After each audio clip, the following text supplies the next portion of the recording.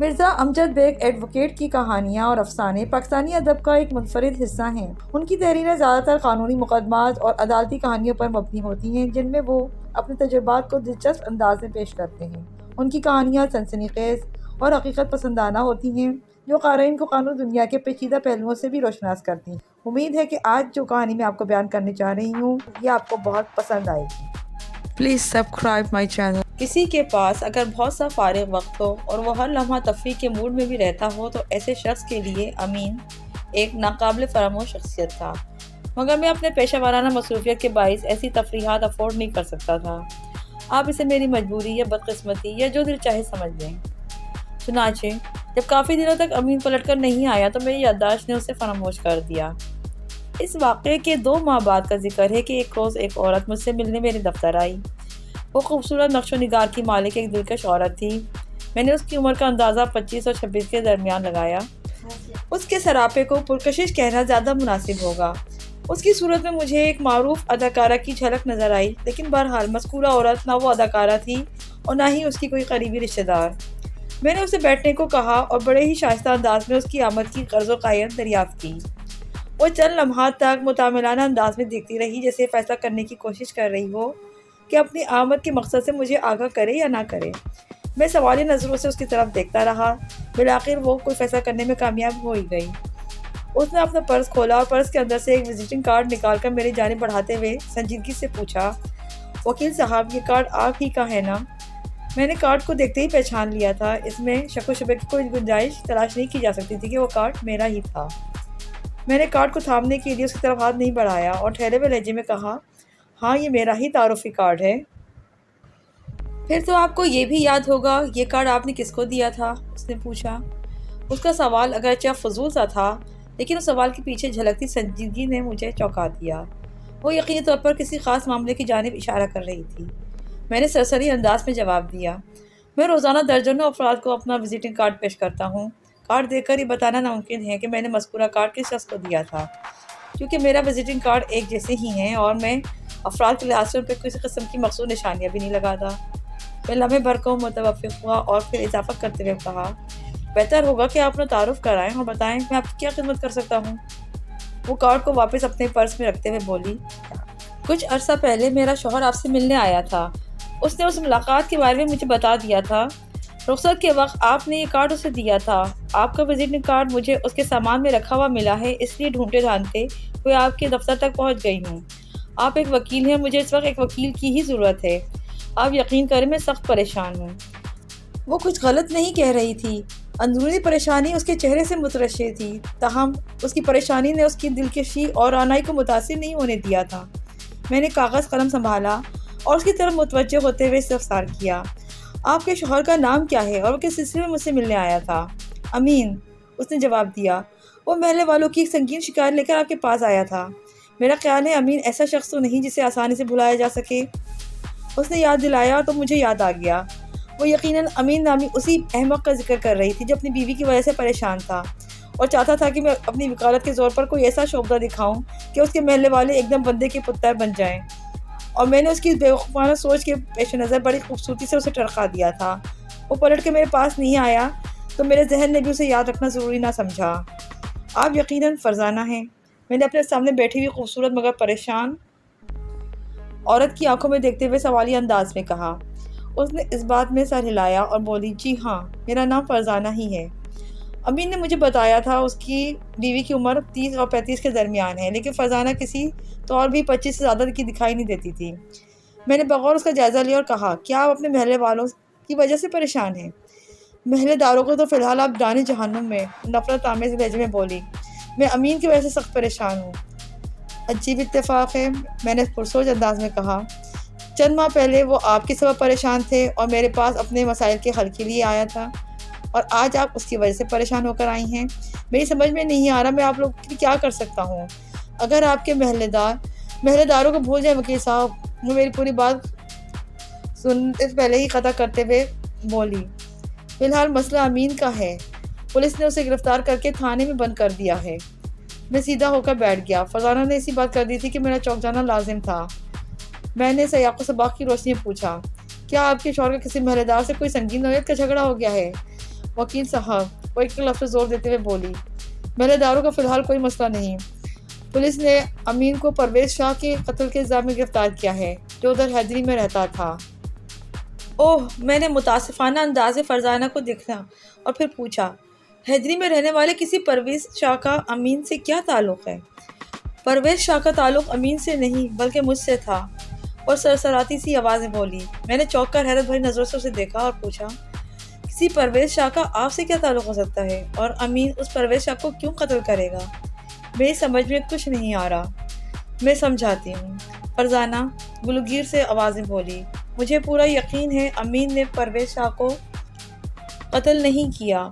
वो अगर इतना हिम्मत वाला होता तो महल्ले में 3-4 लफंगों की लाशें गिरा चुका होता। वो एक बहुत ही गुसीला मगर बेवकूफ़ शख्स है, और अमीन की इन्हीं खुसूसियात ने उसे मुसीबत में गिरफ़्तार किया है। वो कातिल नहीं है, लेकिन हालात और वाक़यात उसके ख़िलाफ़ जा रहे हैं। मैं इसलिए आपके पास आई हूँ, आप ही उसे सज़ा से बचा सकते हैं। मैं अमीन का केस आपके हवाले करना चाहती हूँ। उसने बेरफ्त अंदाज में जो आधी अधूरी तफसील बताई, वो किसी हतमी नतीजे तक पहुँचने के लिए नाकाफ़ी थी। शायद ये उसकी परेशानी के सबब था। मैंने पूरी तवज्जो से उसकी बात सुनी, और जब वो खामोश हुई तो कहा, देखो फ़रज़ाना बीवी, मेरे लहजे में हमदर्दी का अंसर नुमाया था।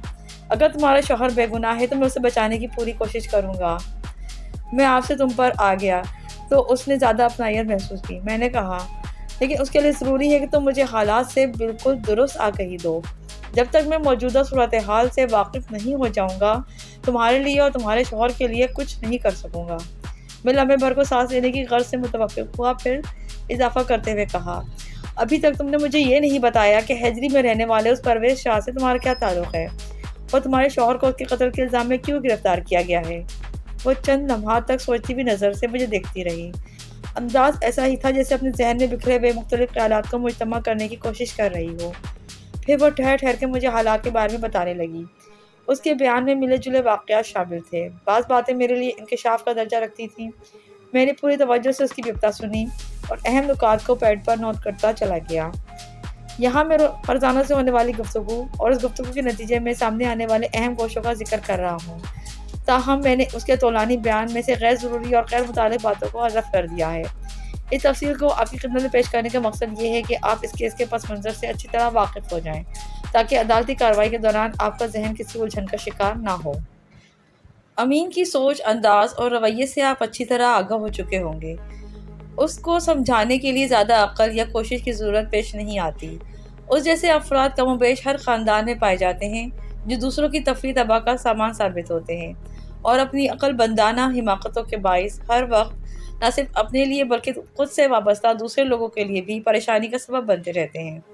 और इस केस में भी बयान ऐसा ही हुआ था। अमीन ने मुझे बताया था कि फ़रज़ाना के अंदर बहुत सी मर्दाना खुसूसियात पाई जाती हैं। उसकी सोच में ख़ास किस्म की टेढ़ पाई जाती थी, लिहाजा उसकी राय पर भरोसा नहीं किया जा सकता था। वो फ़रज़ाना की इस ज़िद को भी मर्दाना वस्फ़ से ताबीर करता था कि वो जॉब करना चाहती है।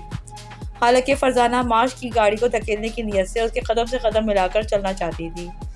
उसकी तनख्वाह 15-20 दिन में ख़त्म हो जाती थी, बाकी का महीना कर्ज उधार के तुफ़ैल बसर होता। अमीन इस तंगी व तुर्शी को फ़रज़ाना की फजूल खर्ची के खाते में डाल देता। वो इस बात के सख्त खिलाफ था कि फ़रज़ाना नौकरी की गर्ज से घर से निकले और किसी दफ्तर में मर्दों के दरमियान बैठकर काम करे। हालांकि वो खुद भी जिस दफ्तर में काम करता था, वहाँ 3-4 लड़कियाँ भी उसके साथ काम करती थीं। गोया वो लड़कियों और औरतों के बीच में बैठकर काम करता था। हर इंसान की सोच का अपना एक ख़ास अंदाज़ होता है। उमूमन हम जिन चीज़ों की मज़म्मत कर रहे होते हैं, बाज़ हालात में उन्हें अपने लिए इंतहाई जायज़ करार दे देते हैं। अमीन भी कुछ इसी किस्म के तर्ज़ अमल का मुज़ाहरा कर रहा था। बहरहाल फ़रज़ाना के मुताबिक 1 माह कबल उसने लड़ झगड़ के जॉब वाला मामला हल कर लिया, और अमीन ने राज़ी खुशी उसे नौकरी की इजाज़त तो ना दी, अलबत्ता फ़रज़ाना ने उसकी नाराज़गी की परवाह किए बगैर एक जगह मुलाज़मत कर ली। अमीन चंद रोज़ तक रूठा रूठा सा रहा। वो फ़रज़ाना से सीधे मुँह बात भी नहीं कर रहा था। ताहम कुछ दिन बाद उसका गुस्सा ठंडा पड़ गया, और जब 10 दिन बाद फ़रज़ाना तनख्वाह की रकम लेकर घर आई तो सब ठीक हो गया। फ़रज़ाना ने 20 तारीख को दफ्तर ज्वाइन किया था, लिहाजा उस माह उसे 10 दिन की तनख्वाह मिली थी। फ़रज़ाना ने एक अक्लमंदी ये की कि तनख्वाह की रकम उसने लाकर अमीन के हाथ में दे दी थी। इस बात ने अमीन को खुश कर दिया। उसने उस रकम से पहली फ़ुर्सत में अपना उधार चुकाया और आइंदा के लिए फ़रज़ाना की नौकरी पर मोतरज़ होने का ख्याल दिल से निकाल दिया। पता नहीं ये उसकी कोई मसलहत थी या मुनाफ़क़त, بہرحال عموماً اسی طرح ہوتا ہے اس طرح کے کاموں میں۔ چند روز راضی خوشی گزر گئے، پھر اچانک ایک بھونچال سا آ گیا۔ فرزانہ کی جاب ناگن چورنگی پر تھی۔ ناگن چورنگی کراچی سے زیادہ دور نہیں، لہٰذا وہ نوکری کے لیے 10:30 بجے گھر سے نکلتی اور 5:30 بجے تک واپس آ جاتی۔ اس کی ڈیوٹی 11 سے 5 بجے تک کی تھی۔ اس کے برعکس امین گھر سے 9 بجے کا نکلا ہوا رات 8:30-9 بجے واپس آتا۔ ایک رات وہ گھر میں داخل ہوا تو سخت برہم تھا۔ فرزانہ نے اس کی برہمی کا سبب دریافت کرنا چاہا تو وہ پھٹ پڑا۔ بس فرزانہ، میں اس سے زیادہ بےغیرتی برداشت نہیں کر سکتا۔ بےغیرتی؟ وہ ہکا بکا ہو کر اس کی طرف دیکھنے لگی۔ تم کس بےغیرتی کی بات کر رہے ہو؟ وہ بےغیرتی جس کا مظاہرہ تم نے شروع کر رکھا ہے، وہ غصیلے انداز میں دہاڑا۔ میں نے کیا کیا ہے؟ فرزانہ نے الجھن زدہ لہجے میں دریافت کیا۔ دیکھو تو کیسے انجان بن کے پوچھ رہی ہو۔ میں نے کیا کیا ہے؟ امین نے منہ بگاڑ کر اپنی بیوی کے کہے ہوئے الفاظ دہرا دیے۔ میں تمہاری چکر بازیوں کو سمجھ گیا ہوں۔ یہی تو میں پوچھ رہی ہوں، فرزانہ چیخ پڑی۔ تم میری کون سی چکر بازیوں کو سمجھ گئے ہو؟ میں نے کون سی بےغیرتی دکھائی ہے؟ تم پہلیاں کیوں بھجوا رہے ہو؟ صاف لفظوں میں کیوں نہیں کہتے جو کہنا چاہتے ہو؟ صاف لفظوں میں سننا چاہتی ہو تو سنو، وہ کپکپاتی ہوئی آواز میں بولا۔ مجھے پتہ چل گیا ہے کہ کوئی کار والا روزانہ تمہیں گھر چھوڑ کر جاتا ہے۔ تو فرزانہ نے ایک لفظ کو غصے کی شدت سے کچھ زیادہ ہی کھینچ ڈالا۔ مجھے بتاؤ، گرے کار والے اس شخص کا تم سے کیا ناتا ہے؟ امی نے گھور کر اپنی بیوی کو دیکھا۔ وہ کیوں تمہیں اپنی گاڑی میں یہاں چھوڑنے آتا ہے؟ اس شخص کا نام پرویز شاہ ہے، فرزانہ نے غصیلے لہجے میں بتایا۔ اسی کے پاس میں کام کرتی ہوں، اور تمہارا یہ کہاوا بالکل غلط ہے کہ وہ مجھے روزانہ گھر چھوڑنے آتا ہے۔ یہ سچ ہے کہ میں 2-3 مرتبہ پرویز شاہ کی گاڑی میں بیٹھی ہوں۔ اسے سرجانی ٹاؤن جانا تھا، اس لیے مجھے گھر ڈراپ کر کے آگے نکل گیا۔ تم 2-3 مرتبہ اس کی گاڑی میں کیوں بیٹھی ہو؟ وہ کٹ ہجتی پہ اتر آیا۔ تمہیں پتہ ہے کسی نامحرم، میرا مطلب ہے یہ ٹھیک نہیں۔ اس نے گڑبڑاتے ہوئے انداز میں جملہ مکمل کرنے کی کوشش کی۔ صاف ظاہر ہو رہا تھا کہ وہ کچھ کہتے کہتے عین وقت پہ رک گیا ہے۔ فرزانہ کو یہ سمجھنے میں کوئی دقت پیش نہ آئی کہ وہ پرویز شاہ کو نامحرم گردانتے ہوئے اس کی گاڑی میں بیٹھنے کے لیے مذمت کرنا چاہتا تھا، لیکن یہ سوچ کر اس بات کو ادھورا چھوڑنا پڑا کہ کہیں پلٹ کے فرزانہ اسے نہ پوچھ بیٹھے کہ وہ بھی تو 3-4 نامحرم عورتوں کے ساتھ گھل مل کر دفتر میں کام کرتا ہے۔ وہ اس بحث کو بڑھانا نہیں چاہتی تھی، لہٰذا ٹھہرے ہوئے لہجے میں بولی۔ امین، تم مجھ پر یا پرویز شاہ پر خواہ مخواہ کا شک کر رہے ہو۔ ہمارے درمیان ایسا کچھ نہیں جس انداز میں تم سوچ رہے ہو۔ وہ خاص طور پر مجھے گھر چھوڑنے نہیں آیا۔ سرجانی ٹاؤن میں اس کا پلاٹ کا ایک وسیع پروجیکٹ ہے، وہ اسی سلسلے میں ادھر جاتا رہتا ہے۔ تو اپنے ذہن کو صاف رکھو۔ میں اپنے ذہن کو کس طرح صاف رکھوں؟ موقع دکھاتے ہوئے بولا۔ مجھے پتہ چلا ہے جب پرویز شاہ تمہیں گھر چھوڑنے آتا ہے تو تم دونوں ایسے والہانہ انداز میں ایک دوسرے کو خداحافظ کہتے ہو جس سے تمہارے درمیان کوئی گہرا رشتہ ہو۔ یہ سب میں برداشت نہیں کر سکتا فرزانہ۔ ہمارے درمیان صرف ملازم اور مالک کا تعلق ہے، فرزانہ نے بھی پھپڑے ہوئے لہجے میں کہا۔ اس تعلق کو کسی رشتے کا نام نہیں دیا جا سکتا، اور جہاں تک مسکرا کر کسی کو خداحافظ کہنے کا تعلق ہے تو میرے خیال میں اخلاقیات اس بات کا تقاضا کرتے ہیں۔ وہ لمحے بھر کو متوقف ہوئی، پھر اضافہ کرتے ہوئے اس نے امیر سے استفسار کیا کہ تم جب اپنے دفتر پہنچتے ہو تو ساتھ کام کرنے والی لڑکیوں عورتوں کو سلام دعا نہیں کرتے ہو؟ اس طرح رخصت ہوتے وقت انہیں اللہ حافظ بھی نہیں کہتے ہو؟ اگر تم ایسا کرتے ہو تو کیا اس دوران تمہارے چہرے پر غصہ چھایا رہتا ہے؟ تم ذرا بھی مسکراتے نہیں، یا اگر کوئی بات کرے تو تم اسے کاٹ کھانے کو دوڑتے ہو؟ جذبات کی روح میں بولتے بولتے اس کا لہجہ خاصا کڑوا ہو گیا۔ بتاؤ، تمہارے دفتر میں کام کرنے والی عورتیں نامحرم نہیں ہیں کیا؟ میری بات دوسری ہے، وہ سٹپٹائے ہوئے انداز میں بولا۔ دوسری بات کیوں ہے؟ اس نے چیخ سے مشابہ آواز میں پوچھا۔ وہ کوئی جواب نہیں دے پایا۔ فرزانہ نے کھلی حقیقت بیان کی تھی، امین کے پاس اس کے سوال کا کوئی جواب نہیں ہو سکتا تھا، لہٰذا وہ بغلیں جھانکتے ہوئے کھسیائے سے لہجے میں بولا۔ میں تم سے کوئی بحث نہیں کرنا چاہتا، بس میں نے جو کہا ہے اس کا خیال رکھنا۔ امین، یہ بات تم کسی معقول طریقے سے بھی کہہ سکتے تھے، وہ شکایتی سے انداز میں بولی۔ تم سیدھا سیدھا کہہ دیتے کہ میں پرویز شاہ کی گاڑی میں نہ بیٹھا کروں، تمہیں اچھا نہیں لگتا تو میں تمہاری بات مان لیتی، لیکن تم نے جس انداز میں کردار پہ شک کیا اس نے مجھے دلی صدمہ ہوا ہے۔ کاش وہ جملہ ادھورا چھوڑ کر خاموش ہو گئی۔ امین نے اس کی شکایت پر نہ کوئی شرمندگی ظاہر کی اور نہ ہی کوئی غصہ دکھایا، بلکہ دوسری طرف دیکھتا رہا۔ اچانک فرزانہ کے ذہن میں ایک چسوتا سوال ابھرا۔ امین صبح 9 بجے گھر سے نکلتا تھا، پھر اس کی واپسی رات 8 بجے سے پہلے نہیں ہوتی تھی، جبکہ وہ خود 5:15 ساڑھے 5 تک گھر پہنچ جاتی تھی۔ اوقات کی اس ترتیب میں یہ ممکن نہیں تھا کہ وہ اسے پرویز شاہ کی گاڑی میں بیٹھتے یا اترتے ہوئے دیکھ پاتا۔ پرویز شاہ کے حوالے سے اس نے فرزانہ پہ جو بھی شک کیا تھا اس کے لیے اس نے مجھے پتہ چل گیا ہے اور مجھے پتہ چلا ہے جیسے الفاظ ادا کیے تھے۔ اس کا ایک ہی مطلب تھا کہ محلے کے کسی شخص نے اس کے کان بھرے تھے، کیونکہ پرویز شاہ کی گرے گاڑی میں اس کی آمد محلے والوں سے چھپی نہیں رہ سکتی تھی۔ اسی تناظر میں اس نے شوہر سے پوچھ لیا، امین ایک بات سچ سچ بتاؤ گے؟ وہ خفقی آمیز سوالی نظروں سے اس کی طرف دیکھنے لگا، پھر بولا، پوچھو، کیا پوچھنا ہے؟ تمہیں یہ بات کس نے بتائی کہ میں کسی گرے گاڑی میں بیٹھ کے گھر آتی ہوں؟ اس سے کیا فرق پڑتا ہے؟ وہ بدسور تیوری چڑھا کر بولا، تم نے اقرار کر لیا ہے، پھر تصدیق کی کیا ضرورت ہے؟ میں نے اقرار کر کے یہ ثابت کیا کہ میرے من میں کوئی کھوٹ نہیں۔ وہ اس کی آنکھوں میں دیکھتے ہوئے گہری سنجیدگی سے بولی، اس لیے میں جاننا چاہتی ہوں کہ میرا یہ خیرخواہ کون ہے جس نے تمہیں میرے بارے میں اتنی اہم اطلاعات دی ہیں۔ وہ تھوڑی دیر تک متعامل دکھائی دیا، پھر غصیلے لہجے میں بولا، مجھے محلے کے ہی لوگوں سے اس گرے گاڑی والے کے بارے میں پتہ چلا تھا، میں بھی یہی پوچھ رہی ہوں۔ وہ ایک لفظ پہ زور دیتے ہوئے بولی، مجھے اس شخص کا نام بتاؤ جس نے تمہیں بتایا ہے۔ کوئی ایک ہو تو بتاؤں؟ وہ قدر خجل ہوتے ہوئے بولا، اگر ایک سے زیادہ افراد ہیں تو بھی تو بتا دو۔ وہ اپنے غصے کو دباتے ہوئے معتدل لہجے میں بولی، تاکہ پتہ تو چلے کس کس کو کیا کیا تکلیف ہے۔